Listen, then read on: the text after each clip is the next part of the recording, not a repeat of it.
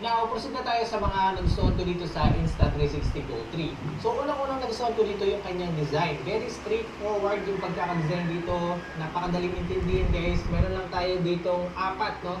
Apat na buttons. Meron siyang yung preset button niya, power button, record button, or shutter button. At meron din itong button sa mismong camera nito. Yung pagkakaroon nito, guys, ng flip screen, ito yung isa sa pinaka-nagustuhan ko sa kanya. Kasi yun nga, kung gagamitin natin siyang pang vlog, eh, mag-frame natin or yung camera angle, eh, talagang masasakto natin kung saan natin siya gusto. Bukod sa flip screen siya, eh, touch screen na rin siya, so madali natin siya makokontrol, which is, hindi naman ako nahihirapan na kontrolin siya gamit to. And then, yun nga guys, yung mismong camera nito, nadidetach siya sa action pad. Sobrang nagustuhan ko itong feature nito kasi ito talaga yung pinaka-nagustuhan ko dito sa design nito.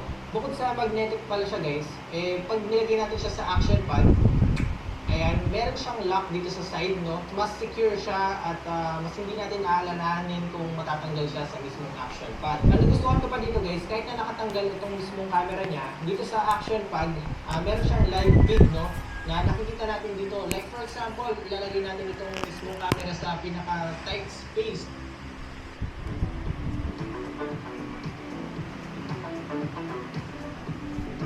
Connected sa imo hakat?